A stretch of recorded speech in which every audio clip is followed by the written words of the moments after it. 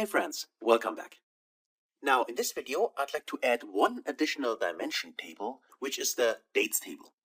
So if you have taken my Power BI masterclass beginners to advanced, you know that for each proper data model we need a proper dates table. So that is why I provide in the resource section a dates table which is in M, so which you can find in the resource section here. It's called dates table code, and this is the one we're going to use. And the great thing here is that you can use this code also for all your future projects as well. So there's no need to learn what this function actually does, but if you want to dive deeper into M, feel free to do that. For me now, let me just open it. So let me just give me a second. I will open this in my editor. Here we go. And there is the code, as you can see here. So it's an M function, which you can use. So Control A to copy it. Select it, Control C to copy it, and then we go inside our Power Query editor, click on New Source, and then we choose the blank query and just paste the code inside. So go to the Advanced Editor and remove the template in here, and then just paste it. So you should see no syntax errors, so then you're good to go, and then we can click on Done. And this allows us here to enter our start date, the end date, and in case we have a different financial year, so not starting from January, then we could type in the month number here as well. In this case, it's just one because in the financial year here is in January. It's nothing special here. So for the start date, I'm starting with the 1st of January in this case, 13. Remember, our data set hotels contains older data. It's from 13 to 18. So we get started here. And our last date is, I think, the 31st of 18. So 12th, so December in 2018. And of course, even though we specified here, we still have the option later on to adjust the dates table. So for the holidays, if you have a separate holiday calendar, you could choose the column from this table, from the holiday table. In this case, we don't have that, so we leave it unspecified. And then all we need to do is simply invoke the function. So I click on Invoke, and this allows us here to create the dates table, which is here.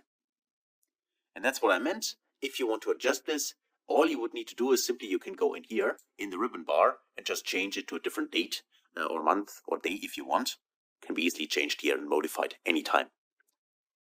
So let's rename this as our dates table. So I'll go in here under properties and call this dates TBL.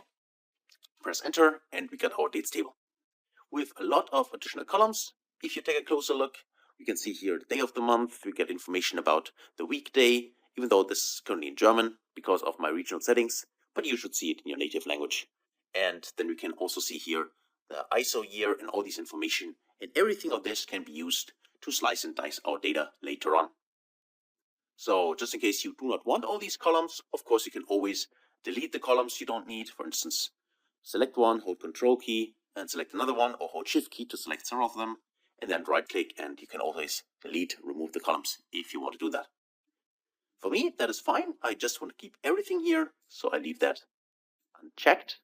And then I just drag my dates table here up to my dimension tables, because it's also a dimension table, which I'm going to use in my model. The query itself here remains in the other queries, that is fine. And so we are good to go with this specific dimension. The last one I want to add here is data enrichment, and this is about currencies. So just for the sake of this example, let's say we have data from, or receive data here from our customer. And let's say the customer here who provides us the hotel data and who wants us to analyze the data and prepare it for Power BI is located in, let's say, in Europe somewhere. Now, this means that in this case, currently the value here, which are the sales numbers here for various P&L item or cost numbers, depending on the item itself, are currently in euro. Okay, that's the local currency for that. And let's just say the client wants us to analyze this in US dollars. So for that, we need an exchange rate. So normally in companies, often they have also a separate department where they specify what kind of exchange rates should be used. But in our example, we want to learn how we can enrich our data using, in this case, exchange rate data, which is publicly available on the web. And most often, each of the central banks has its own exchange rate table, which is provided for free.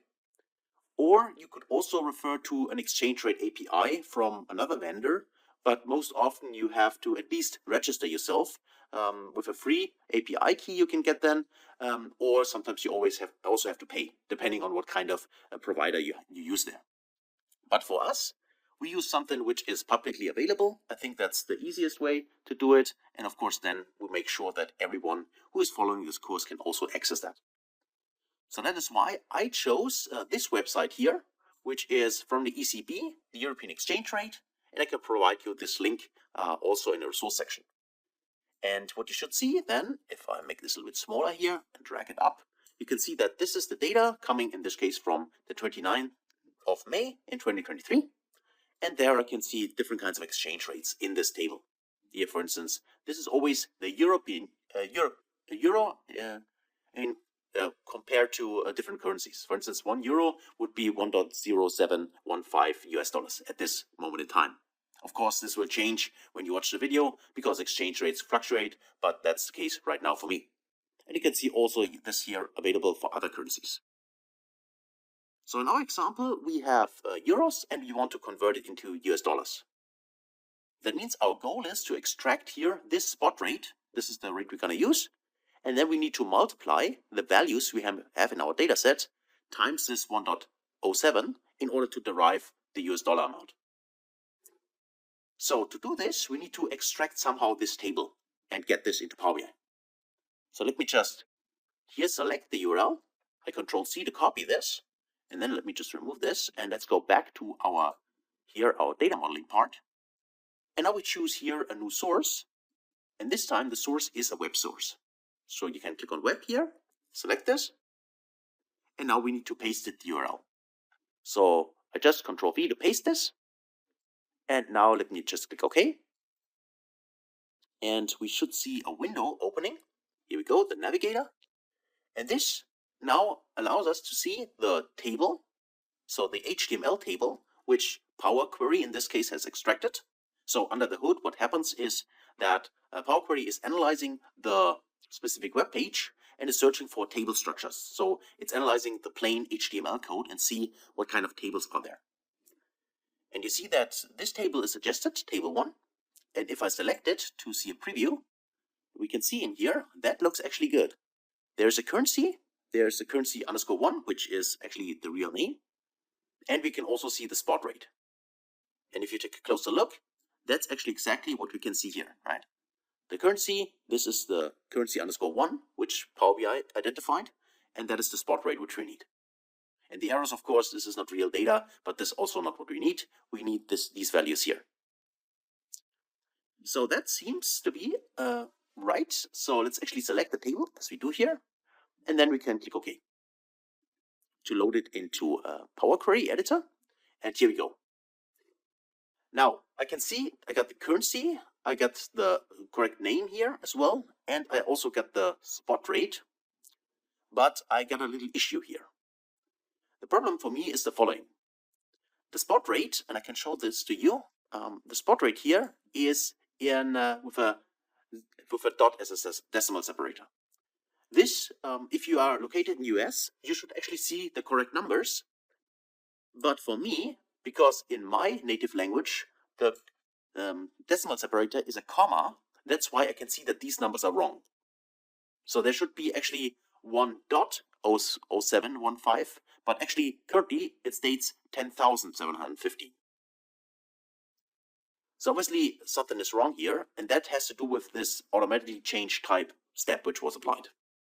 So as I said, if you are located in US, you should actually see the correct number and everything should be fine. You should see the decimal symbol.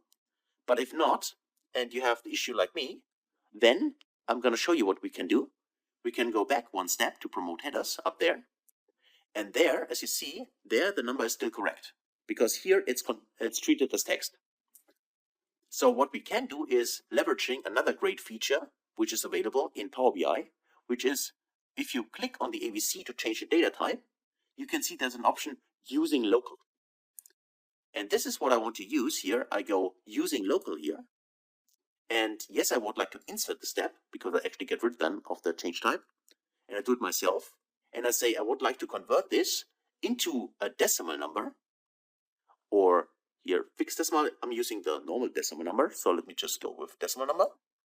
And then my local here is in this case US. I'm choosing US because I know in the US the dot is used as a decimal separator. If you have another country, you could also try another country. But I know that in US that's the case. So I can search for English and then US. Here, United States, English, that's what I choose. And now this is treated as a US text. So in this case, number.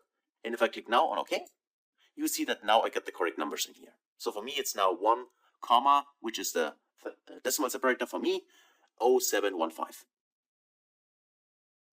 So as I said, maybe you don't have to do this, but still I think it's very valuable to know that, because maybe in the future you need to deal with, let's say, European data where you have a comma as a decimal separator and you're located in the US, or somewhere else where you have normally a dot as a decimal separator, and then you can do exactly the same way, but just choose then, for instance, Germany and another country which has a comma separator and convert it using this local option.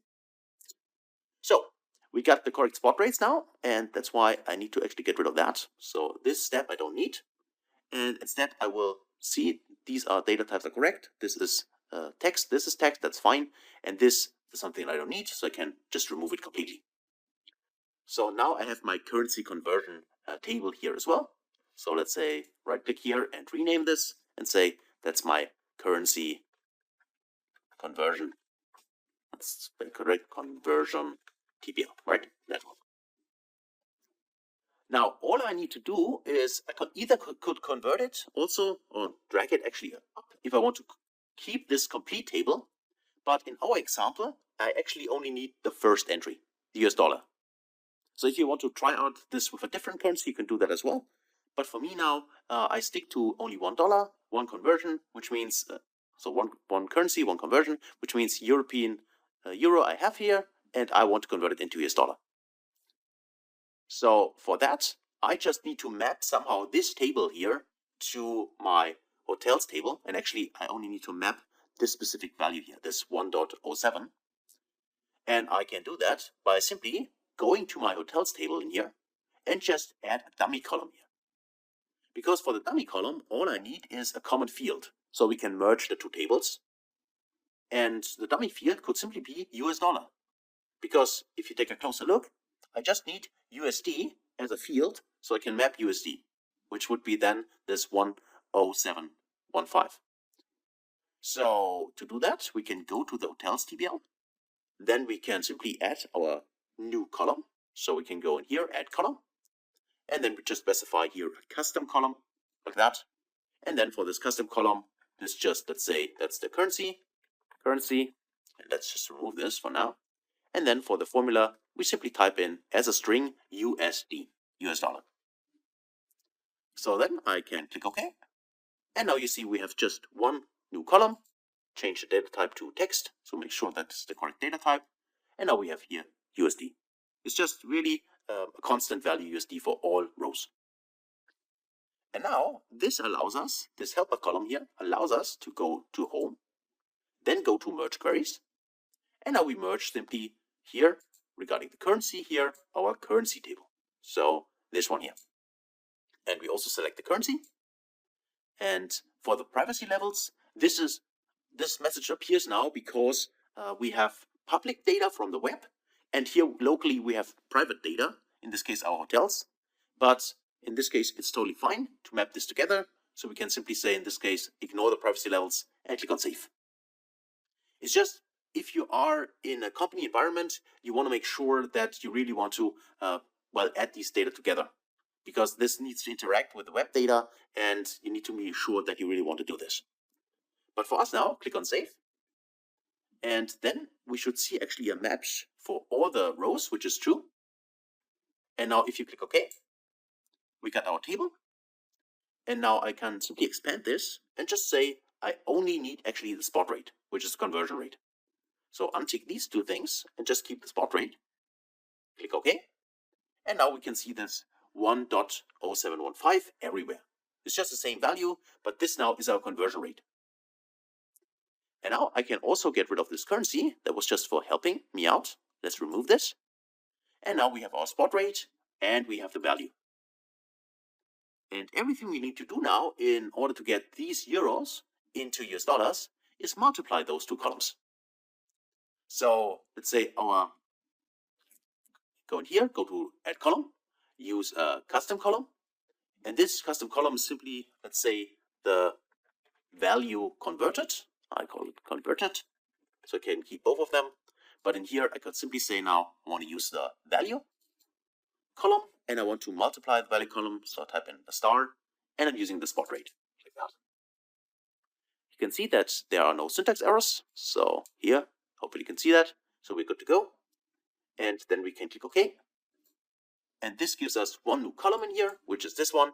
And this is simply the multiplication of this value here from the value column times spot rate, this one here. And this gives us now our converted value, which of course we want to make sure that this is the correct data type. So you can go in here and just convert this, go in here and say decimal number. Okay, so we are good to go. And then we can actually right click here and we can disable the load because we also don't want to load this in the model, but also include and refresh. Now, the main benefit to do it this way using public data from the web is, of course, that this also changes if we refresh the data model. So that means we will always, whenever we refresh, we get the latest data, in this case from this website. And that's why it's not static, but it will update each day. Of course, if you want to make this static, you could also do that by simply adding this as a constant value instead of referring to the currency conversion, or simply right click here and say you don't want to actually include it in report refresh, then this data will not get updated. Right? So then you have a certain point in time where you basically lock the exchange rate. If that's a use case for you, you could do that. But by default, as long as we include it in refresh, then also this data gets refreshed, and then we have a new exchange rate, and of course those values will change. So this is that for that. And now we are actually done creating our dimension tables. We have our fact table. We have the values, in this case the relationships, which are the ID columns, which allow us to map the manager table, for instance, and the other ones with the index we have created to the hotels table. So there we have an index via the hotel ID or via location ID and manager ID. So this allows us to map the tables we have here, and the dates table can be mapped, of course, with the date column here. So now the final thing which we need to do to set up the data model is, of course, at first go to home and click on close and apply to apply all the changes we have done so far. So let's do that. Let's click here. Okay, and now the data gets loaded.